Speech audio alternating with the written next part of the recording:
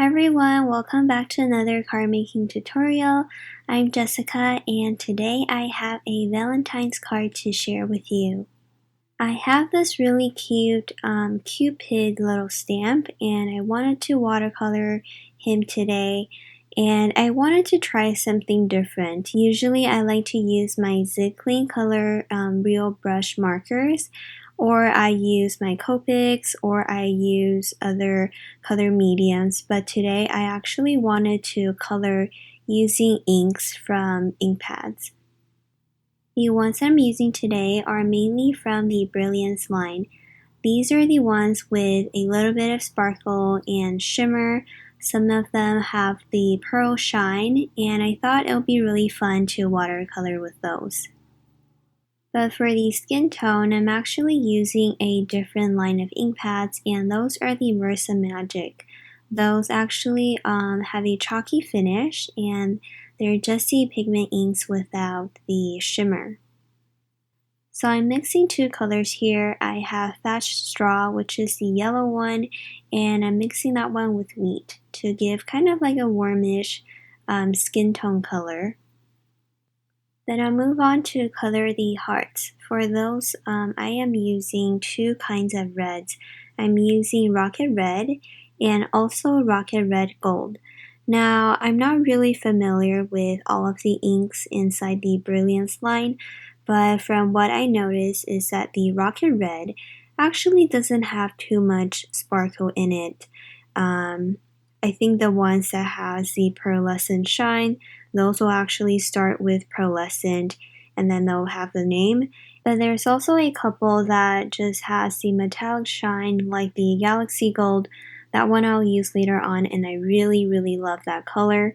The Rocket Red Gold actually surprised me too, and I'll see in a little bit. It actually has a bunch of gold shimmer and is quite prominent too. So moving on to his hair, I wanted to give him some dark curls, so I'm using Pearlescent Chocolate.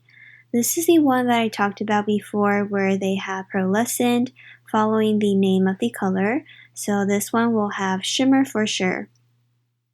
But I wanted to also add in some gold details to match the hearts, so I'm also mixing in Galaxy Gold, and this one is absolutely gorgeous. It just adds a really cool shimmery effect to the brown tone. Here you can see a side-by-side comparison.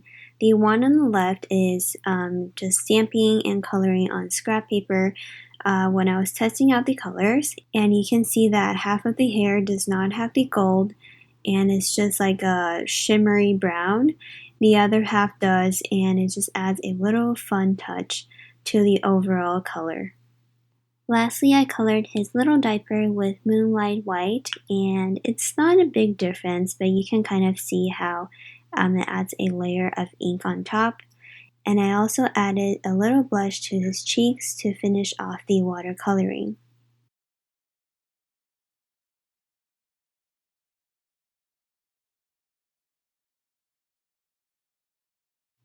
Next, I fussy cut the entire image, and now we can move on to the other elements of the card.